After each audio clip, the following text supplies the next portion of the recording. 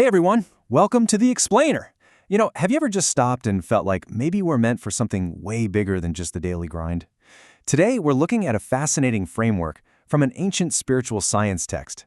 It maps out exactly how we can transcend our basic everyday existence to become what it calls a Devmanav, a divine human. Let's explore this roadmap together. Okay, let's dive into this. Here is our roadmap for today. First, we'll look at psychology versus spiritual science. Second, the 5 stages of evolution. Third, the shift to inward discovery. Fourth, 3 steps to divine growth. And finally, rising as a Devmanav. So, kicking things off with Section 1, Psychology versus Spiritual Science. Before we can figure out where we're going, we really have to understand who we fundamentally are, right? And this is where we hit a massive fork in the road between different schools of thought. The source text points out a really stark contrast. Modern psychology? It often defines us as just a bundle of animal instincts. It basically equates us to animals, pushing this idea that we shouldn't suppress these instincts if we want to avoid psychological disorders. But spiritual science holds a much, much more glorious view.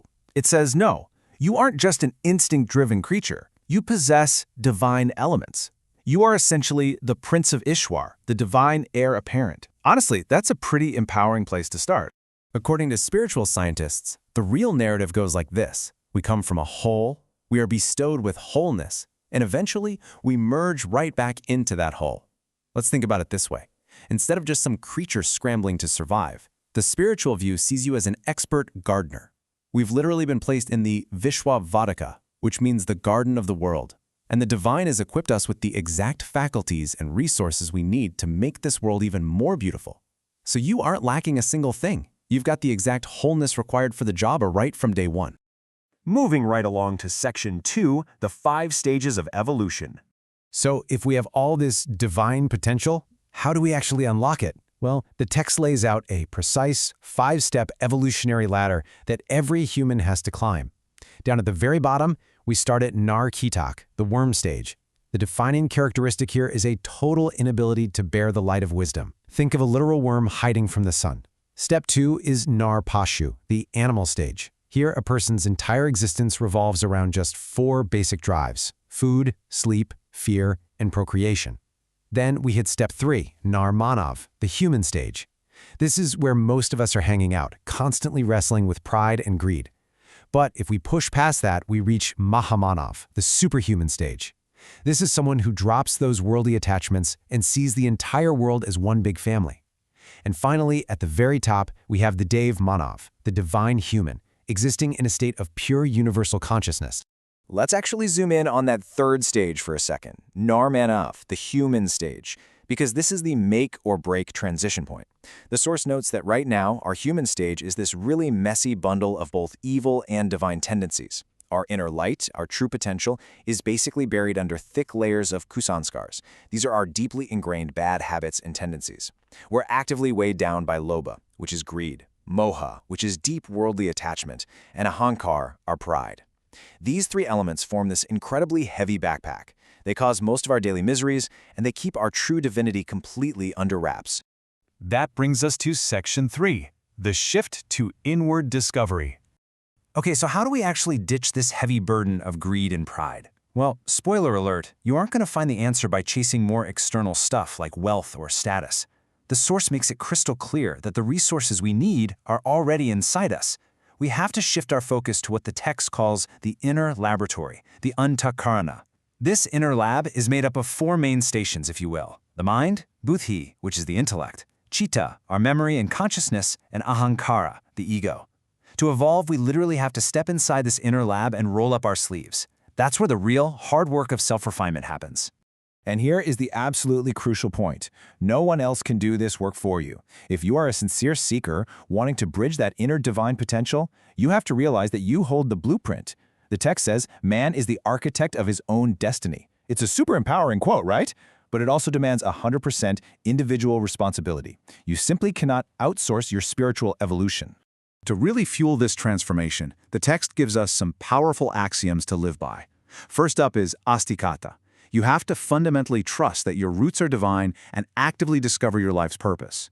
Second is hum badalinge, yug badalinga. This translates beautifully to, if we change, the era changes. It means instead of just sitting around waiting for the world to fix itself, you make a warrior-like resolve to change yourself. And the third is Purushart. This is the intense, deliberate, personal effort you need to put in to unveil the divinity that's just lying dormant and scattered inside you. It takes real grit, for sure. All right, moving to section 4, 3 steps to divine growth. So we've got the mindset down, but what are the actual day-to-day mechanics? The text outlines 3 very practical steps: upasana, sadhana, and aradhana. Now, the source makes a point to say these aren't archaic, empty rituals. They are highly practical tools meant to integrate spiritual refinement right into a busy modern routine. For instance, upasana, that could just mean carving out a few quiet minutes of focus to sit near your divine ideal before you dive into your morning emails.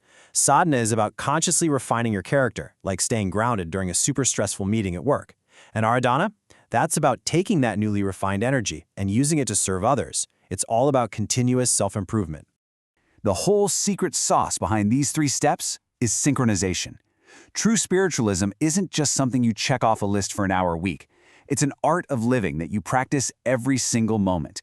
It means building the absolute right relationship with yourself. You're actively lining up your thoughts, your words, and your actions so they are in perfect harmony with each other and aim straight at your evolutionary goal. When your thoughts, words, and actions are truly synchronized, you literally stop bleeding energy through internal conflict. And finally, section 5, rising as a Devmanav. So if we actually commit to this inward journey, if we synchronize our lives and drop all that baggage, what does the final result actually look like? Well, becoming a Devmanav means you've mastered the right utilization of Atma Shakti. This is that massive hidden treasure of inner energy and life force within you, brought out through dedicated life practice or Jivan Sadhana. And it runs on 2 incredibly powerful guiding principles or Diksha mantras that the Devmanav completely embodies. Number 1, I am immortal, and number 2, I am responsible for my own circumstances.